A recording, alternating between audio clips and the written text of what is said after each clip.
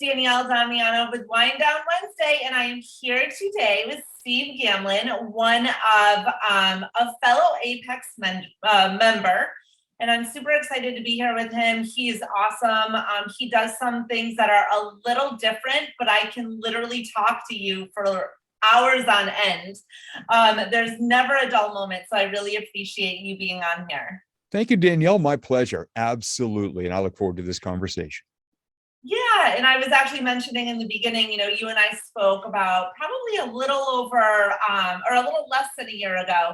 And I just remember having such a powerful conversation with you. So really enjoy our little chats. And I'd love for you to tell everybody what you do, and then we can go a little bit more into detail about it. Sounds great. Over the past nearly 2 decades, I've enjoyed life as a keynote speaker, blending back to basics positivity and a lot of humor as well, sharing the lessons. I also created the Vision Board Mastery Learning Program, teaching people how visualization really works and what vision boards are really all about. It's not just slapping a picture of a Lamborghini on a piece of poster board and saying, my goals are set. And then after the program, I do a lot of work coaching people, individuals one-on-one, as a group coaching as well, for small groups of people, and right into companies as well. Okay, great. And I think what's so amazing, and I was mentioning earlier to you when we were talking, is the power of visualization and how important it is. And I was listening today on YouTube to Mel Robbins talk about how important visualization is. So I think it's really cool that you have created an entire coaching, or class, 7 steps, is it? A 7-step class on visualization, or yep. 10 steps? 10 steps, yes, 10 audio modules. And what I love most about it, and most of my clients love, it's not a 20 DVD set. It's the entire program lasts 74 minutes and 52 seconds, divided by 10. And what you had also mentioned is, in terms of vision boards, a lot of times people will think, oh, okay, I'm just gonna, go out and get all of these pictures and slap them on the vision board. But you really take, which I think is so incredibly important, because we all have been to a vision board party. Usually it's, sometime around October, November, before the first of the year. We're going to create our goals. We're going to create our vision board for the year. You get glue and stickers and magazines, and you're like, oh, this looks good. Oh, a Louis Vuitton purse. I want that. Oh, the Lamborghini. And you put it all out there, but it doesn't have that meaning. Right. So as you were saying, you really take the first 7 classes to really dig deep into what your why is and what your meaning is. Yeah, exactly. And to also identify and assess where your life is right now. See, so many people say that I want this. It's always down the line. They fail to acknowledge where they are right now in such areas as their career, their finances, their physical health, their emotions they feel on a regular basis, their relationships, their ethics and values that guide them, their faith and spirituality, if that's important, and their connection to the world in a real way. And some people go, I just want to worry about material stuff. Well, if you do, you're leaving 7 areas of your life unattended, all of which are working 24/7 anyway. So maybe it might be a good idea to pay attention to those. And by the way, when it comes to vision board parties, you missed the wine. People get loaded at these parties, and wine and scissors, really not a good combination. And I actually launched a t-shirt line a couple of years ago. On the back is a huge stop sign, and it says, friends don't let friends attend vision board parties. Well, we are going to have one, and we'll talk about that in a minute. But anyways, so I think, first of all, the power of visualization and vision boarding is, in my personal opinion, huge. Really figuring out the why, behind what it is that you are actually, wanting is even more important. And I never really kind of thought about it that way. One of the other things that you and I were talking about that I find is something that I personally, struggle with is, as you had mentioned, there's 8 key areas in your life, and everything should be working, harmoniously together. When I was in coaching, another coaching program, and they wanted to identify, specific areas in life that you want to work on, I personally thought, oh, this is exhausting. Let me focus on 2 areas, because 8 or 6 or whatever, that's a lot of areas. But when you talk about how all of them should work together, then it doesn't make it seem like such a big, deal to work on so many different areas in your life all at once. Yeah. And when people say, well, Steve, what's an example of how they all work together? Okay. You have a choice today to eat something healthy for lunch, or stop at a fast food place and maybe not feel well or not get energized by it. If you don't eat good food, your body doesn't burn the right fuel. You don't get the right results. You get tired more easily. When you're more tired, your work suffers. When you're more tired, maybe you don't have the patience in your relationships at the end of the day when you get home. Maybe you're not sleeping well. All of these things, with something as simple as what you choose to have for lunch, can impact so many different areas of your life. If you're a person who's trying to stay healthy and you go eat a fast food meal, well, you've just compromised your core values of taking care of Right. yourself as well. When you do that and you look in the mirror, you start to punish yourself. You talk down at yourself. I failed today. Well, what does that do? It brings everything else down. So it's I won't say it's easier. It's more simple than most people think it is. Right. Definitely. And that's actually one of the things that I'm sure you help people with in coaching, because one of the things that you do aside from keynote speaking and having these vision board courses is in coaching. So what would you say, or what are some of the tips? And you already gave me one tip, which I thought was amazing. And actually, I can just preface this with everybody that's watching. And what I was saying to Steve earlier, when we were not on camera, is I have this problem where I can be a workaholic and I feel like I can't lose my edge or lose my momentum, especially Monday until Friday afternoon. So my brain has to be wired hard on business. And that means from the moment I wake up, I'm listening to YouTube business. I'm not listening to the radio. Even as far as having just a friendly conversation sometimes this sounds crazy by me even saying this, but kind of takes me off my game. So I feel like I'm hardcore to the max during the week, but then on the weekends, I finally can let loose. Or if we go on vacation, that's my release. So I'm always, either working hard or completely off my game. And then when I'm off my game, it's hard to get back into that momentum. So some of the tips that you had mentioned, and I'm sure there's got to be other people out there like me that are wired that way, which can be a good thing, but also can be a huge detriment, because then you start to, lose relationships or, not have this fun, fulfilling life all the time, unless you're kind of out of that work mode. So Yeah, what too are many some of the people think it's one or the other all the right? time. And one of the things that we discussed prior to the show was scheduling those moments, even through the Monday through Friday, crazy workaholic day. Say at 3 o'clock today, I'm going to text my spouse, my partner, that I love them. Or, hey, you love to travel. Think of a place that you're going to travel maybe later this year or in a year, or dream place of travel. Go find a picture of it. Do 2 little stick figures and goes, this is us here. And I can't wait to go there with you. It takes you 5 minutes to put something like that together. Take a picture of it and text it to the person you love most. What you're doing is you're creating moments that are peppered into your crazy busy schedule. Because if we don't take time to take care of our brain, our heart, our body, our faith, our spirit, whatever it is, all these other parts of our lives, it's going to be like a machine that just keeps running and running and running. Eventually it starts to clang and go off kilter and walks around the room. And then somebody looks at it and goes, where's all that smoke coming from? This thing's falling apart. Why? We didn't give it the attention it deserved. And some people look at me when I say things like this, they go, oh, that's very woo-woo. And I said, well, okay, you're on your 3rd marriage. How many more times you want to give away half your crap, and you're 40 pounds overweight? You don't take care of yourself. You're going to be dead by the time you retire. You're sitting there, grind, grind, grind. I believe in grind. I believe in hard work, but I also believe that you got to make it a rewarding journey. You got to be able to celebrate along the way, or you may not recognize the person in your mirror if you make it to retirement. And good luck at that point.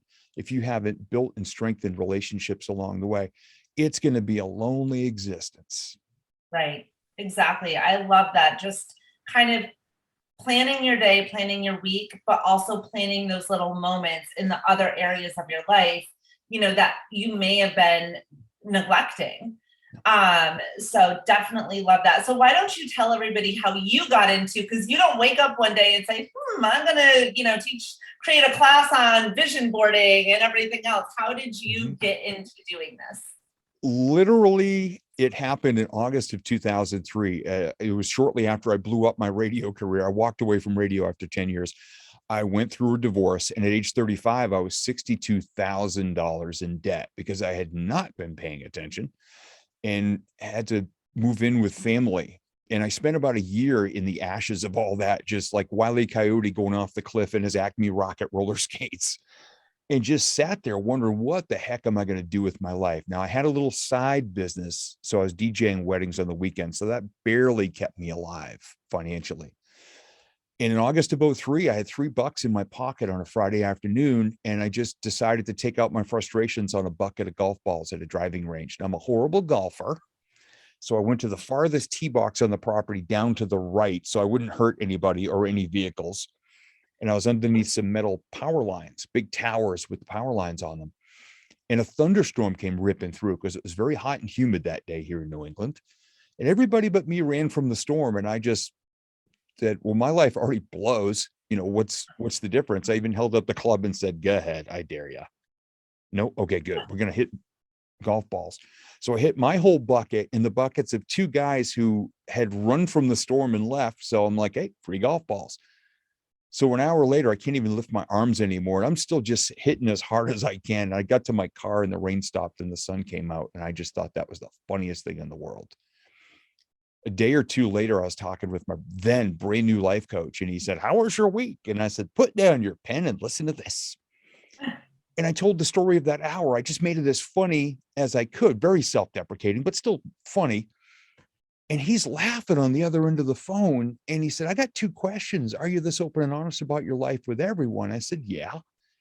Have you ever thought of being a motivational speaker or a stand-up comedian? I think you'd be great at both. I'd wanted to do both for years, but I had no idea of how to pursue it. And I'd never really shared it with anyone else. And here's somebody I trusted who said, I've got a brochure on my desk about a comedy class that starts at a local community college in a couple of weeks. You want to go? Yeah. You ever heard of Toastmasters? Yeah, they kind of teach you to, be a speaker and all that. He goes, they give you all the tools you need. 3 weeks later, I was in my first Toastmasters meeting. Oh, wow. Did stand up for 7 years and then just chose to focus on being on stage, not singing weird parody songs or telling adult humor. And just took it all into speaking. There are none. I've scrubbed them all off YouTube, although it crushed me at the time when I had 73,500 views of my videos to just hit the button to delete them all. But I'm thankful I had it. And I've now been speaking for 18 years and I love it more now than when I started. That's awesome. That's what makes a good speaker, though, being able to tell stories and, comedy and everything else. So, and not only are you a good speaker and you do a lot of keynote speaking, but you're very engaging, when people talk to you. So, definitely you can, I feel like we can just talk for like hours and hours. And I'm like, wait, what time is it? Which is what I think happened last time. So a little bit about, what might be coming down the pike is that I'm really interested in for me personally, to go through those, 10 modules on vision boarding, because I was the one with the wine and the glue and, let's slap all this stuff together and then throw the vision board on the floor and only look at it once in a while. I think one of the biggest things with planning your future, and we talked about how I'm a huge proponent in living a life by design, not by default, is number one, identifying, because we only get one life to live, right? And so we have to live it. And a lot of times people go through their lives of just work, work, work. And then by the time they're ready to live their lives, they're older, they have ailments, they can't do what they wanted to do, So I'm one of my goals is to let everybody know, and people that follow me on Facebook and YouTube know that, we travel all the time, but let everybody else know too, that they really can live a life that they want to live, regardless of their current situation. But, if you think about you and your story with the golf balls and your story with, the comedian, you had an idea of what you wanted. And when you put out there what you want, the universe starts to put things in your path, in your place, to kind of have you take on a new path or a new direction and more in line with what you want.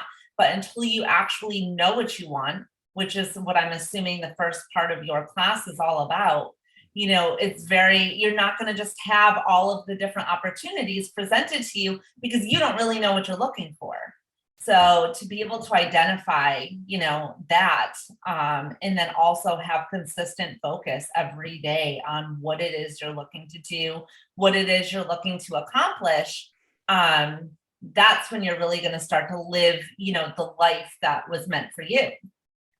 And to understand why you want it as well is huge, because the why is the gas in your tank. If you're really connected to why you want something, that's what's going to keep a pebble from becoming a Jersey barrier. I wanted to become a speaker. Well, Steve, you're not this, you're not this, you're not this. Nobody knows you. So what? I just kept speaking until people knew me. And then the phone started ringing. And then out of nowhere, an agent, a woman who owns a speakers bureau, reached out to me and said, yeah, I've been watching some of your stuff. I don't know that I'll ever find the right booking for you, but you and I are going to be friends forever. I love your energy and I love what you're all about. She's one of my dearest friends to this day.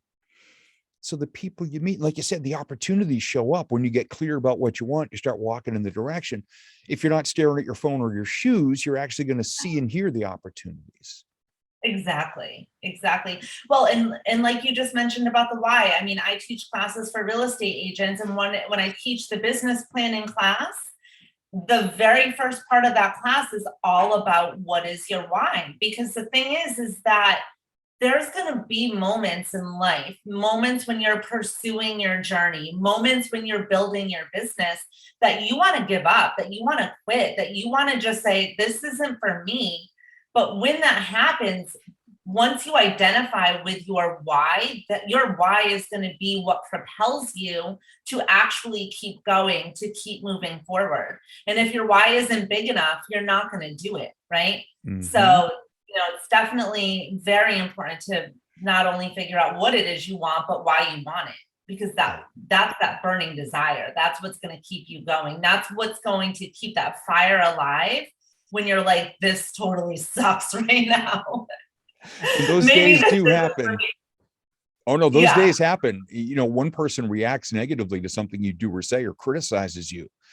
And, maybe they're even more on the financial scale, whatever, successful to you. They're looking down at you, telling that your stuff's garbage. That hurts. But when you remember why, and when I remember why, I know exactly why I'm a speaker. When I remember that and say, well, okay, that's that person's opinion, which is why I created my favorite hashtag in the world, hashtag up yours. It's not offensive and it makes me giggle, and that's cool. It gets me back on track. When we know why we do what we do, that's really all that matters. And all the distractions and the stones that other people throw, hey, that's more about them. It's not on you, and it's not who you are. It's their reaction. Yes. And that's a lot of, what I talk about too, is not taking things personal. A lot of times people may react negatively towards you and, or do things, to you. And a lot of times it's not even about you. It has nothing to do with you. It's all about them and what they're going through, right? And what they're, having issues with. And a lot of times people take things personally, or, think all of these things that's actually not even true. So anyways, I love all of this stuff. I am a huge believer in, vision boarding, and not only that, discovering your why and everything else, but so are a lot of, the big millionaires and billionaires that I follow. Ed Milet, he talks about it all of the time. A lot of the other ones, Manny, and I can't pronounce his last name. It's like Koshpin or something like that. He had this whole video with Ed Milet where he literally was showing how he had drew a picture of a woman, which ended up being his wife, his current wife. So, there's a lot of, not just, and Mel Robbins said this today, it's not just woo-woo stuff. There's scientific, research that backs it up. And I forget what she called it, a triculator, I don't even know, in your brain. But anyways, there is science behind this. It's not all woo-woo. So I look forward to having you and doing, at some point over the next couple of months, probably more towards the fall, a class for the people that I work with.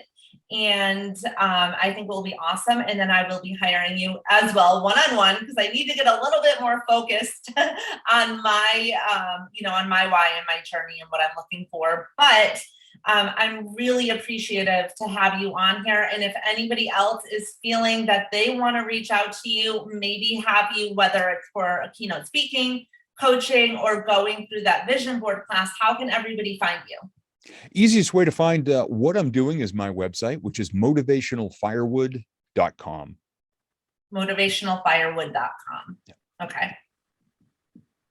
I love it. Thank you so much. So I really appreciate you being here, and everybody else, thank you for watching another Wind Down Wednesday with Danielle Damianov.